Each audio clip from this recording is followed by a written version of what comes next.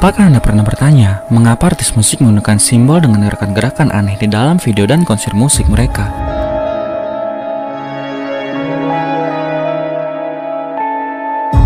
Jika tidak, maka Anda tidak seorang diri. Sebagian besar orang-orang gagal melihat lebih dalam hubungan antara artis-artis ini dengan kelompok okultis satanik. Pertanyaannya, mengapa simbol ini terus dan terus diulang?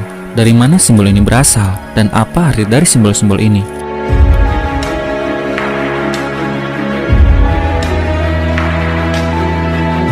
Apakah Anda punya jawaban untuk hal tersebut? Jika tidak, mari bersama kita cari jawaban dari pertanyaan-pertanyaan tadi. Jika Anda menganalisa tentang satanisme, Anda akan sampai pada kesimpulan bahwa satanisme sangat lazim dalam industri musik. Satanisme atau ilmu hitam didasarkan pada penyembahan setan dan pengabaian terhadap keesaan Tuhan berikut dengan penyembahan terhadapnya. Satanisme mencapai puncaknya di Mesir pada masa kerajaan Firaun. Inilah mengapa banyak simbol-simbol yang dapat kita telusuri kembali ke peradaban tersebut.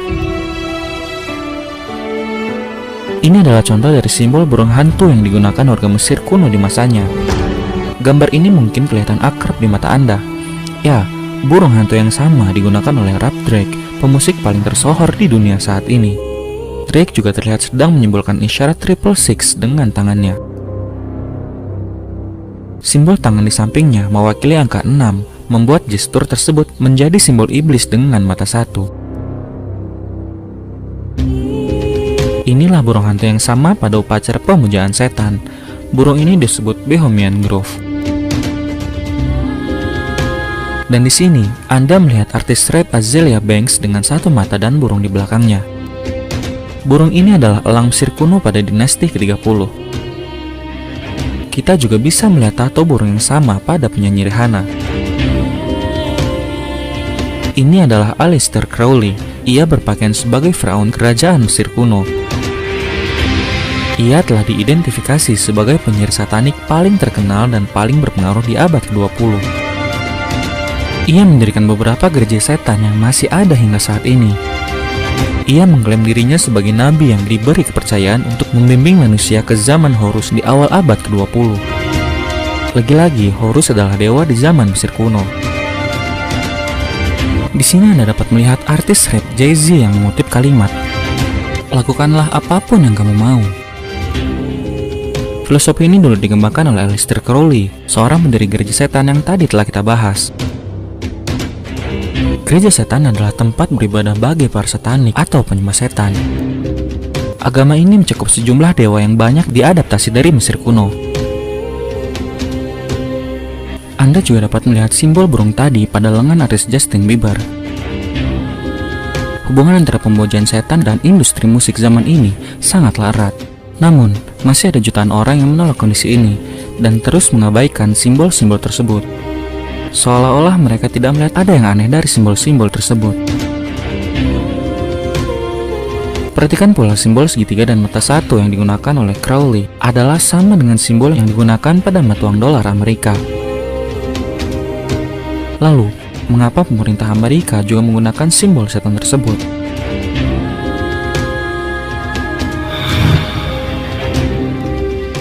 Assassin's Creed adalah seri video game yang menceritakan persaingan antara dua komunitas rahasia, Assassin dan Knight Templar. Kisah ini berhubungan langsung dengan makhluk lain yang telah ada sebelum umat manusia ada, yang diistilahkan dalam game tersebut sebagai those who came before, atau yang telah ada sebelumnya.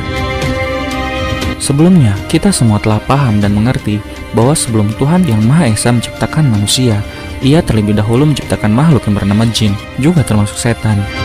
Seri terbaru dalam game ini berjudul Assassin's Creed Origins, yang mana menceritakan dari mana kedua komunitas rahasia itu bermula. Dan ya, mereka bermula pada zaman Mesir kuno. Tujuan komunitas rahasia itu adalah mengendalikan seluruh umat manusia di bumi. Yang perlu kita tahu, meskipun Assassin's Creed ini hanya sebuah video game, ia mengandung banyak kebenaran dan keselarasan sejarah di dalamnya. I want to represent the idea that you really can make what you want. One of my favorite books is The Alchemist, Paulo Coelho, and I just believe that. I believe that I can create whatever I want to create. If I can put my head on it right, study it, learn the patterns, and it's hard to put into words. It's really. Dalam percakapan tadi, kita mendengar aktor Will Smith berbicara tentang buku The Alchemist karangan Paulo Coelho.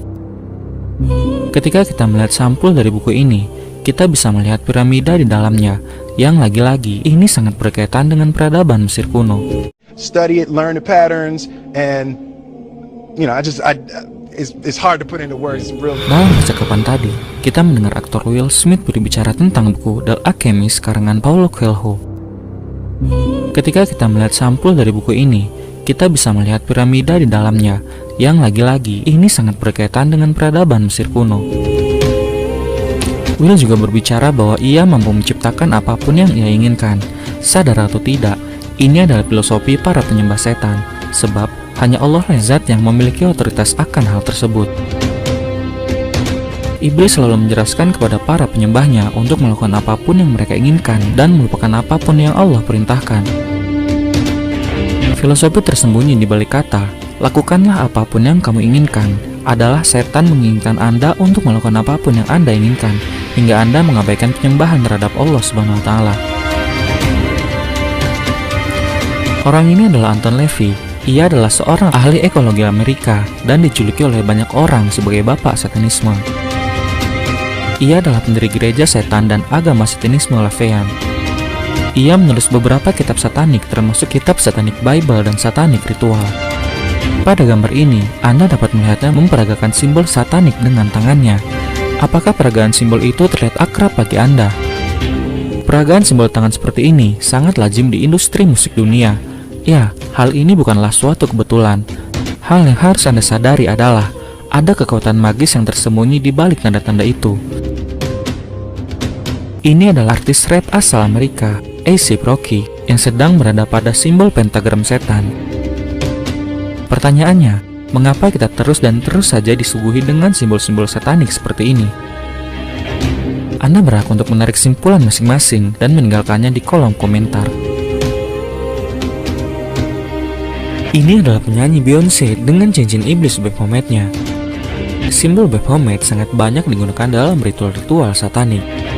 Jika memang artis-artis ini tidak memiliki hubungan atau kerjasama dengan setan, lalu mengapa mereka selalu menggunakan dan menyebarkan simbol-simbol satanik ini? Namun, masih ada satu pertanyaan yang belum terjawab. Mengapa semua artis-artis tadi menyembah kepada iblis? Apa yang mereka dapat sebagai penggantinya? Artis-artis ini memperagakan ritual-ritual satanik untuk meminta pertolongan kepada iblis dan setan itu sendiri. Jin adalah makhluk yang diciptakan oleh Allah selain manusia dan malaikat.